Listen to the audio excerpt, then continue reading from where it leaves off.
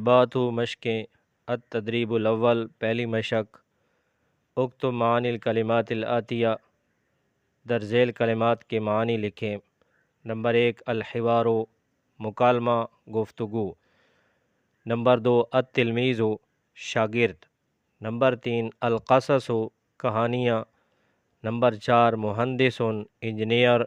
Number 5 تسکن تو رہتا ہے۔ نمبر 6 بعید دور۔ نمبر 7 عشر 10۔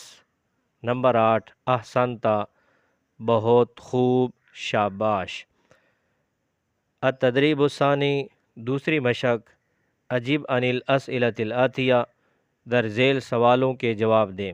نمبر 1 ما عمر صالح کہ صالح کی عمر کتنی ہے؟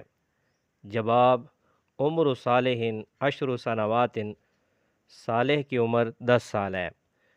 نمبر 2 حل فی ید صالح کتاب جغرافیہ کیا صالح کے ہاتھ میں جغرافیہ کی کتاب ہے؟ جواب لا بل فی ید صالح کتاب القصص نہیں بلکہ صالح کے ہاتھ میں جغرافیہ کی کتاب ہے۔ نمبر 3 این یسکن صالح صالح کہاں رہتا ہے؟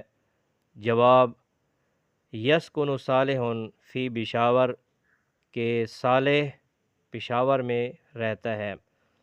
نمبر 4 حل والد صالح فلاح کیا صالح کا والد کسان ہے؟ جواب لا بل والد صالح مہندس نہیں بلکہ صالح کا والد انجینئر ہے۔ نمبر 5 مسم المدرس مدرس کا نام کیا ہے؟ جواب اسم المدرس ابراہیم مدرس کا نام ابراہیم ہے۔ التدریب الثالث تیسری مشق اجب عن الاسئلۃ الآتیہ در ذیل سوالوں کے جواب دیں۔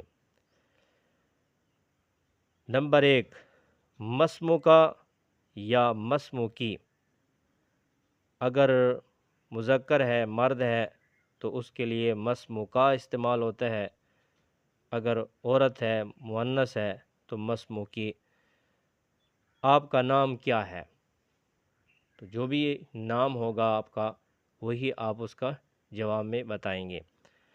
جواب ہے مثال کے طور پر نام ہے آپ کا خالد یا حامد تو آپ کہیں گے اسمی خالد یا اسمی حامد، یا فاطمہ ہے یا عائشہ ہے تو کہیں گی اسمی عائشہ تو یا اسمی فاطمہ تو اس طرح یہ جواب دینا ہے، جو بھی نام ہے اسی کا آپ نے جواب میں بتانا ہے۔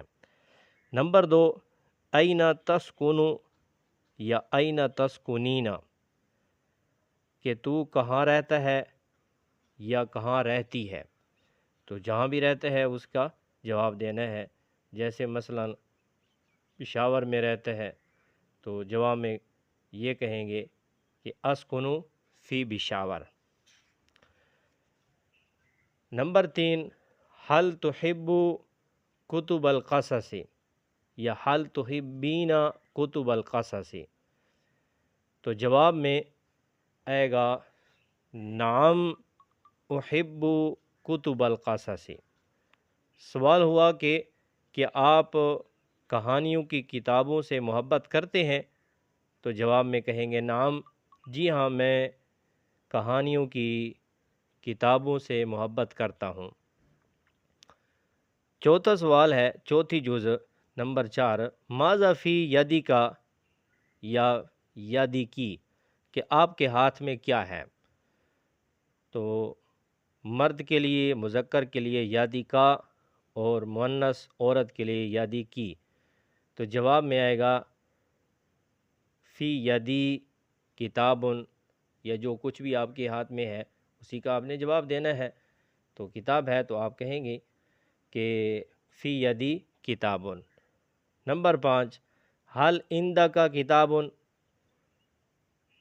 حل عندک یا عندکی، تو مذکر مرد کے لیے عندک، مؤنث کے لیے عورت کے لیے عندکی، کہ آپ کے پاس، کیا آپ کے پاس کتاب ہے؟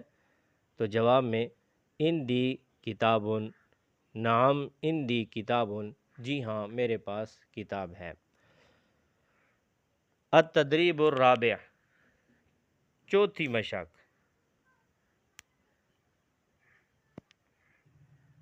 کون ست جمل مع استعمال الحروف التالیۃ فیہا۔